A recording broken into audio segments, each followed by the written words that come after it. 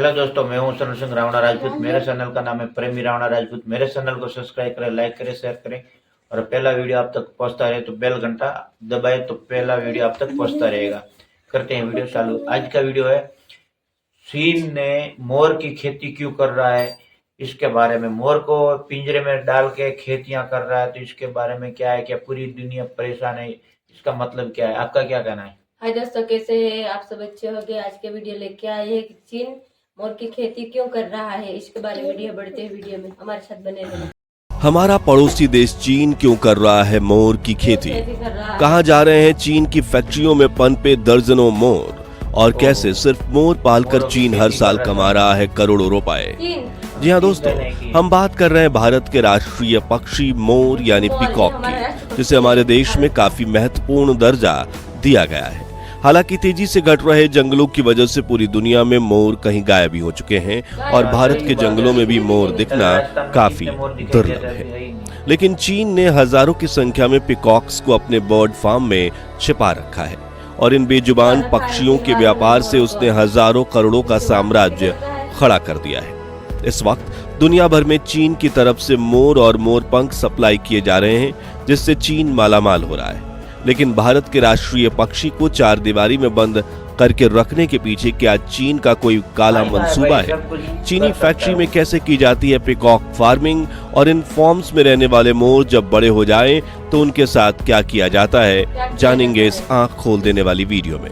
लेकिन उसके पहले प्लीज आप वीडियो को लाइक और चैनल को सब्सक्राइब कर लीजिए। दोस्तों, जब भी प्रकृति के नियमों से छेड़छाड़ करने की बात आती है तो दुनिया की सोच जहां खत्म होती है वहां से चीन की सोच शुरू होती है। जैसे कि आज चीन में सांपों की ब्रीडिंग करने वाले स्नेक फार्म्स, करोड़ों रेशम के कीड़ों की ब्रीडिंग करने के लिए वर्म फार्म्स, पोल्ट्री फार्म्स, नकली अंडे बनाने की फैक्ट्रीज और ना जाने कितने एनिमल्स ब्रीडिंग फार्म्स मौजूद हैं। इतना ही नहीं, चीन ने 1960 में 100 करोड़ गौरैया चिड़ियों को मार दिया था। तब से पूरी दुनिया में ये चिड़िया विलुप्त होने की कगार पर पहुंच चुकी है और हाल ही में चीन अपने रेगिस्तान में 12 लाख खरगोश को मरने के लिए छोड़ चुका है। और अब चीन के जिस सीक्रेट बिजनेस से पर्दा उठा है उसके बारे में जानकर पूरी दुनिया के पैरों तले जमीन खिसक गई है। हम बात कर रहे हैं पीकॉक फार्मिंग की। आसान शब्दों में कहें तो मोर पकड़कर उन्हें चार दीवारों में कैद करना, उनसे ब्रीडिंग करवाकर मोर पैदा करवाना। लेकिन चीन के किसान पीकॉक फार्मिंग क्यों कर रहे हैं, चलिए जानते हैं। दोस्तों, सदियों से अपने अद्भुत पंखों के लिए मशहूर मोर जब बारिश में अपने पंख फैलाकर नाचते हैं तो देखने वाला व्यक्ति मंत्रमुग्ध हो जाता है। मोर पंख इतने खूबसूरत होते हैं कि आज तक हजारों फैक्ट्रीज में उनकी रेप्लिका यानी कृत्रिम नकल बनाने की कोशिश की गई, लेकिन कोई फैक्ट्री इसमें सफल नहीं हो पाई। और यही बात पीकॉक फेदर्स को रेयर बनाती है। और जब कोई चीज दुर्लभ होती है तो हम इंसान ऑटोमेटिकली उससे आकर्षित होने लगते हैं। इसलिए पिछले कुछ दशकों में मोर पंख को कलेक्ट करना इंसानों के लिए ऐसी ख्वाहिश बन गई है जिसकी कोई कीमत नहीं लगाई जा सकती। इन पंखों का इस्तेमाल खास तौर पर प्रीमियम होम डेकोर में किया जा रहा है। इसके अलावा मोर पंख को लकी चार्म भी कहा जाता है। भारत में वास्तुशास्त्र और चीन में फेंग शुई विद्या में भी कहा गया है कि मोर पंख घर में रखने से किस्मत चमकती है और नेगेटिव एनर्जी दूर रहती है। इसलिए मोर पंख का एक अलग ही महत्व है। अब वैसे तो मोर कुदरती रूप से अपने पंख झाड़ते हैं और कई बार इनके पंख टूटकर गिर जाते हैं, जिन्हें कई किसान सालों से जंगल में घूम घूम कर इकट्ठा करते थे और बेचते थे। लेकिन जब से जंगल कटने की वजह से मोरों की संख्या कम होने लगी है, मोर पंख मिलना उतना ही दुर्लभ हो गया है जितना किसी खजाने को ढूंढना।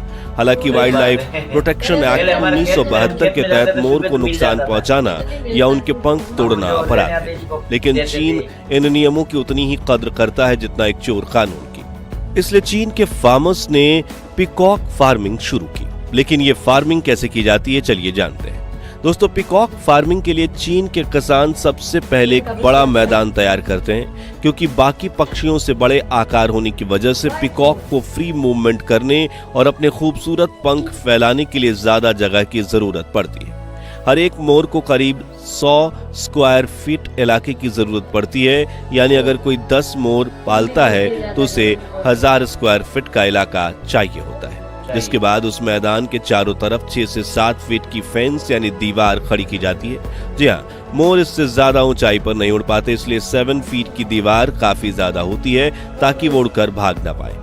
मोर काफी नाजुक पक्षी होते हैं और खराब मौसम जैसे कि बारिश और तेज गर्मी में उनकी तबीयत बिगड़ने लगती है। इसलिए चीन के किसान उनके लिए शेल्टर यानी छत भी बनाते हैं ताकि उन्हें खराब मौसम से बचाया जा सके। इसके अलावा उनके शेल्टर में पेड़ की टहनियों, लकड़ी और कंक्रीट ब्लॉक की मदद से कई ऊंची बैठने की जगहें भी बनाई जाती हैं ताकि मोर मूवमेंट करते हुए यहाँ से वहां बैठ पाए।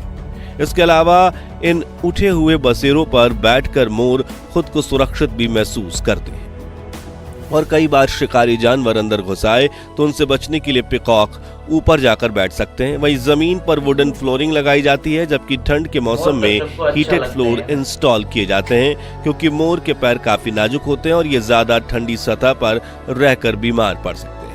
पूरी तैयारी करने के बाद किसान मार्च से सितंबर महीने का इंतजार करते हैं क्योंकि इसी सीजन के दौरान पीकॉक मेटिंग करते हैं और इस मीटिंग में किसानों का पीकॉक ब्रीडिंग बिजनेस निर्भर होता है। दरअसल मेटिंग सीजन में जब मेल पीकॉक को अपनी पसंदीदा फीमेल पीकॉक यानी पीहेंस दिखती हैं तो वो अपने पंखों को फैलाकर उन्हें लुभाने की कोशिश में लग जाते हैं।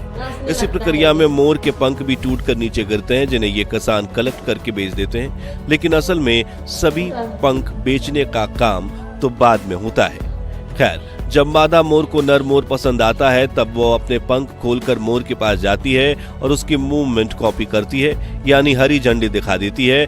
जब फीमेल पीकॉक की सहमति के बाद ही दोनों मोर मेटिंग करते हैं और मेटिंग के कुछ समय बाद मादा मोर अपने अंडे देती है जो कि 3 से 5 अंडे होते हैं।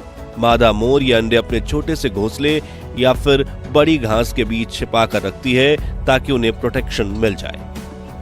इन अंडों का इंक्यूबेशन पीरियड 27 से 30 दिनों तक का होता है। इस दौरान मदर पीकॉक अपने अंडों के पास रहती है ताकि उन्हें गर्म रख सके और सुरक्षा कर सके।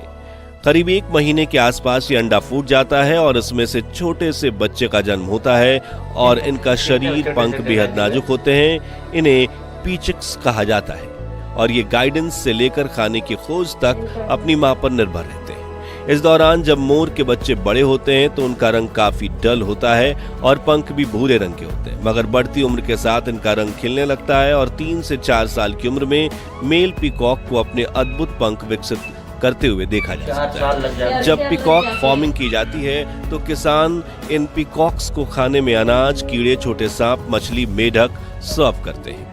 वहीं इनके न्यूट्रिशन और विटामिन इंटेक का पूरा ध्यान रखा जाता है। लेकिन अब सवाल ये आता है कि चीन के ये किसान पीकॉक फार्मिंग से कमाते कैसे हैं? तो इसके मुख्य 2 तरीके हैं। पहला, जिंदगी भर मोर पालना और उनके पंख बेचते रहना। दरअसल जंगल में रहते हुए एक पीकॉक 10 से 25 सालों तक जीवित रहता है, लेकिन कैप्टिविटी में रहने की वजह से ये 40 सालों तक भी जीवित रह सकता है। ऐसे में एक किसान मोर पालते हैं और हर मैटिंग सीजन में उनके गिरे हुए पंख कलेक्ट करते हैं, साथ ही आखिरी महीनों में उनके पकड़कर बड़े ही ध्यान से उनके बचे हुए पंख भी निकाल लेते हैं। हालांकि इस दौरान ये ध्यान रखा जाता है कि इससे मोर को कोई हानि नहीं। अगर ऐसा हुआ तो उनके नए पंख नहीं।